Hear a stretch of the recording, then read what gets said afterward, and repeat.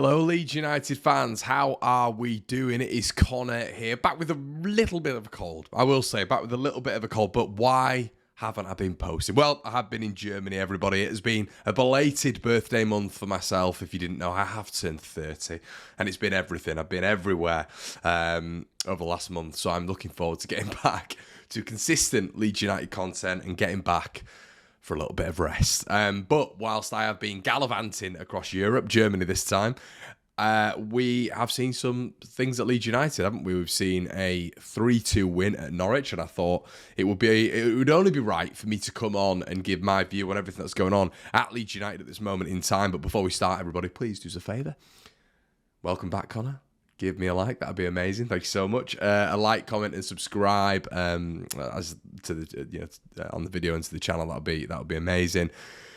Yeah, let me know if you've ever been to a Cologne game. Very, very, very interesting stuff. Very different fan experience as well. Wow, they're crazy over there. Very cheap as well to get into the ground. But yeah, we're here to talk about Norwich 2, Leeds United 3. So managed to watch the full game back.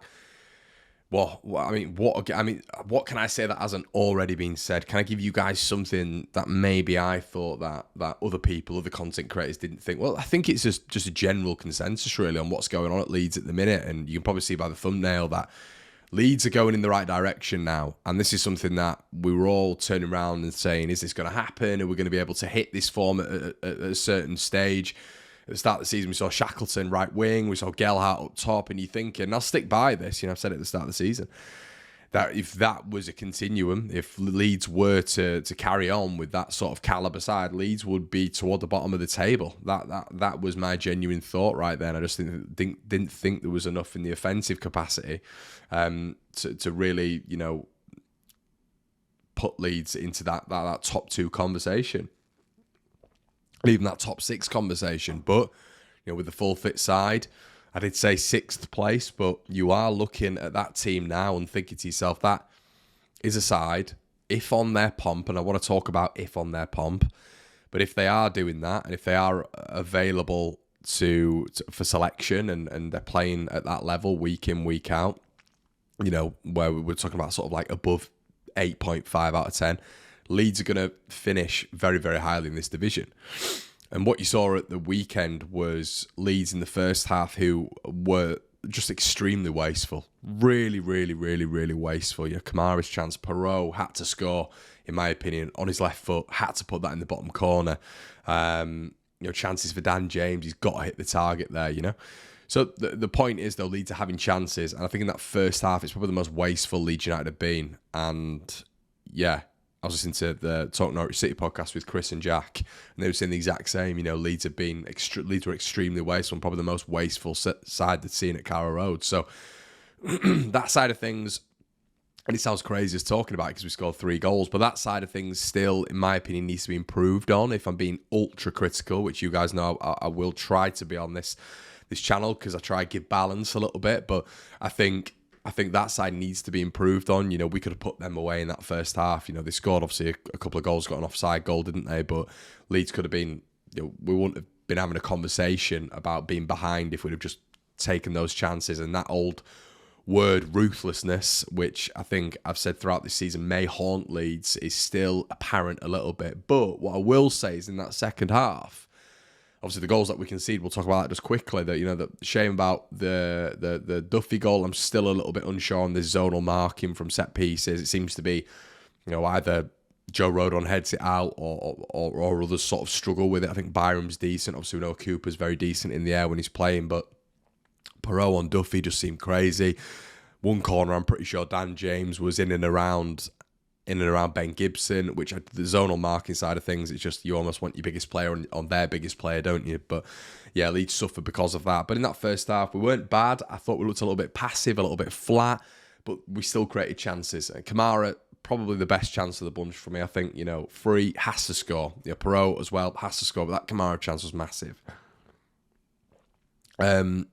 Getting at halftime, and on this channel, I've been a little bit maybe critical at points of Daniel Farke's changes and when he makes these changes.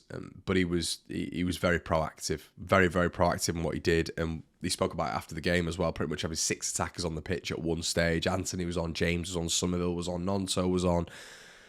They're all on. And at that point, when the opposition is on the back foot and they just can't simply... Bamford was another one, Perot, I believe I mentioned, or I didn't.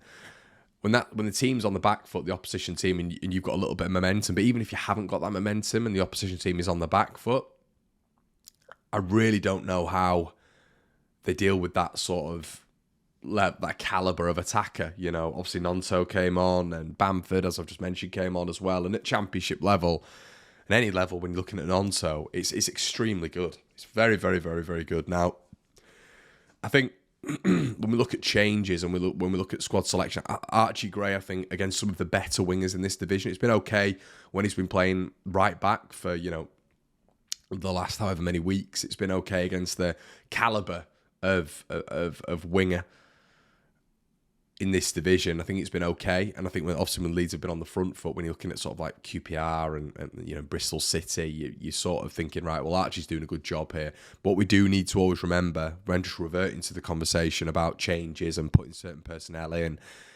Archie is a young lad, 17 years of age, and coming up against someone like Onel Hernandez, who's got 2 promotions under his belt, has played in the Premier League.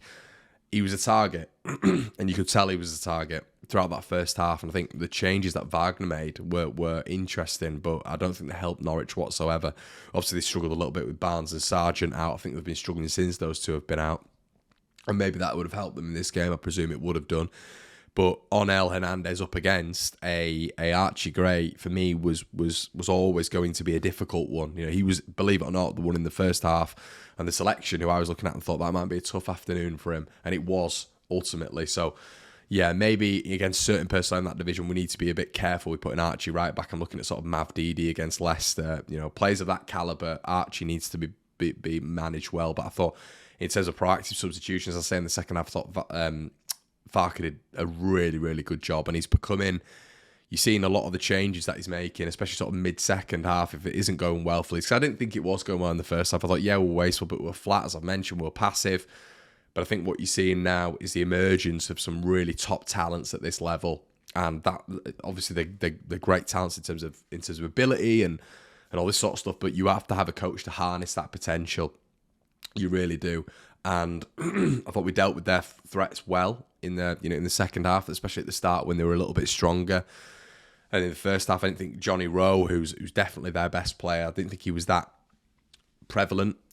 And Leeds were able to come into it in the second half with a bit of momentum with Dan James, but obviously with the substitutions, which were very, very, very, as I keep mentioning that word, proactive. I thought Leeds were excellent. I thought we were really good in the second half. There was only one team that was going to win that. As I say, more chances as well. Got to shout out Rutter. Just different gravy at this level. I believe it's like, is it 11 assists now or 11 goal contributions? I have to check it out. But just different gravy, different level.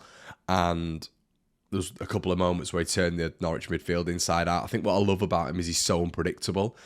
So if he turns his body to go left, even though he's about 6'1", he's able to so quickly turn to the right-hand side and send the players the other way. And of how agile he is for his height and how quick he is over a short speed is really, really impressive. And it's those little modicums of quality that are going to put the opposition team off. And they did. You know, Norwich weren't able to handle him. I thought Gabi Sara for them was very good. I didn't think it was one of Ampadu's best games or Kamara's best games, to be honest with you. I think Leeds won it offensively. And how many times are we going to say that this season? Leeds have won it going forward. I think it's going to be a lot. You know, I'm still looking at the defence and thinking there's still holes there for me, I'll be honest. You know, the fullbacks, especially without Jed, are still not ticking the right boxes for me. The 2 loans that are going to be available in January, I'd definitely be looking at fullbacks. I think the central attacking midfield position is... I don't really know if that needs filling anymore, the void, just on the basis that the fluidity of that front four without a cam or with Rutter in the cam and him and Perot interchanging is working really, really nicely.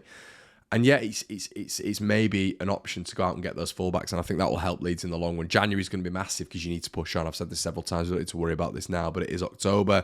January will be coming round quick. We know what football's like, but overall, really happy. Obviously, Stoke tomorrow, which is going to be interesting. You know, it's going to be another tough game on the road. This is a real championship dogged week, isn't it? It's one of those games where you don't really want to be picking up injuries. You don't want to be picking up any sort of like problems when it comes to that department. We'll hear Daniel Farke's press conference today, of course, but Leeds really impressive. Once again, Leeds really impressive. Roll on Stoke. I know we're all going to be wanting a win for this one, but I'd probably take a draw away from home. Any point on the road is a good point, but Leeds definitely have the capability to take this Stoke side. But a good win for them at the weekend, 2-1. It's not going to be an easy one. It's not going to be an easy one. A lot of away games in this division are not going to be easy, and it's going to be interesting to see if Leeds can actually put in an 80 to 90 minute performance. I thought against Norwich, as I mentioned, even though we had the chances, I thought it was a little bit lacklustre at points in that first half, and we've got to stay strong. We don't want to be coming back from results like that every single week. But we've shown, listen, 3 on the bounce, 3 wins on the bounce, squad morale high, no injuries. It didn't look like the other day. So we're going into this into this game against Stoke. 1 week closes, Jed Spence returning. Nonto back in the fold as well. Will he start? He came off the bench, but obviously he's come back from an injury. And yeah, really excited to see what happens. Archie Gray, I'd probably keep a similar side. Archie Gray against Stoke, I wouldn't say would be a massive problem. But yeah, definitely against the better teams in the league, we've got to manage him a little bit more. But guys, fantastic result for Leeds United. Fantastic little spell for us. Really fascinated to see what you feel about this one. Is Daniel Farke giving you the jitters a little bit now? Are we almost getting back to that Bielsa era where it was just magical? Really fascinated to hear what you guys think. And I'll see you in a bit.